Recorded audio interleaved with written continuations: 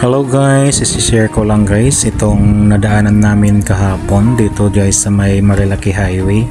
Nangyari ito guys kahapon nung pauwi kami galing sa pagsimba namin sa Regina Rica. So hindi na nga kami nagdalawang isip dito guys at tiningnan na namin. So nung nakita namin guys na medyo kulang yung tao, so at maraming available na upuan ay agad na nga kaming nagbayad para sa pagkain. 388 nga pala guys yung babayaran nyo dito at good for 2 hours. So dito guys yung mga menu nila, kasama na rin yung snacks menu nila. At di na nga tayo nagpahuli guys, ay kumuha na tayo ng plato at kumuha na rin tayo ng kanin. So nakisuyo nga ako guys sa kasamahan natin na siya na munang mag-video habang kumukuha ko ng mga pagkain. Hindi ko na nga pala guys iisa-isahin yung mga pagkain kinuha ko kasi hindi ko rin alam kung ano yung mga pangalan nila. So ito nga pala guys yung view ng mga table.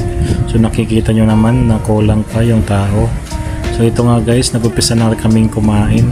At kung makikita nyo guys ay kukunti-kunti lang talaga ang kinuha ko. Yun ay para mabilis ko guys maubos kasi mahirap naman kung kukuha ka ng marami tapos hindi mo naman mauubos.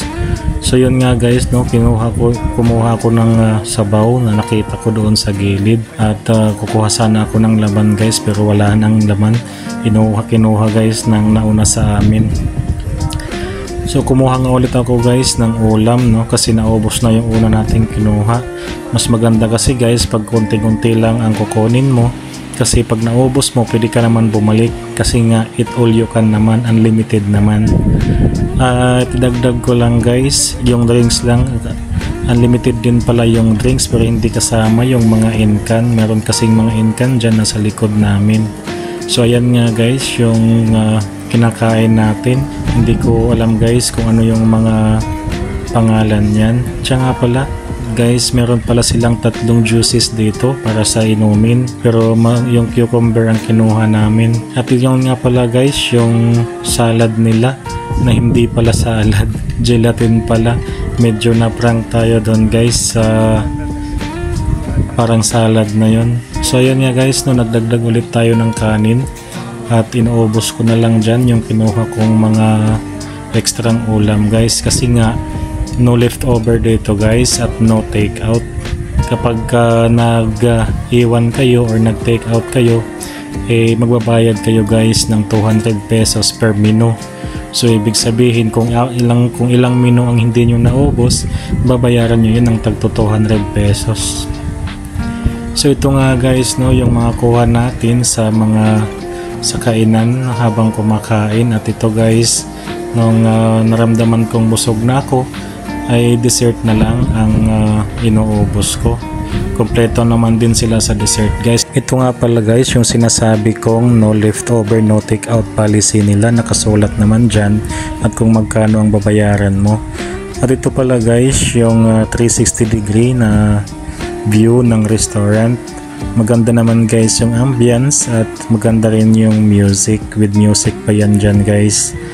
So kinuhanan lang natin para makita din ng mga manonood at baka mainggan nyo din silang pumunta dito. Siya nga pala guys, bago tayo nag-video, nagpaalam pala tayo kung pwedeng mag-video. Pinayagan naman tayo kaya ayun, unlimited video din tayo din dyan. So bumalik pala ako dito guys kinuha ko na lang yung Cropix yata ang tawag dyan. At yung hindi ko alam kung anong tawag dyan guys, yung may sesame seed. So yan na lang guys ang kinain natin kasi nabusog na ako masyado doon sa main course talaga. So yun guys, OB pala ang laman yan at masarap siya guys, parang nasa Chowking.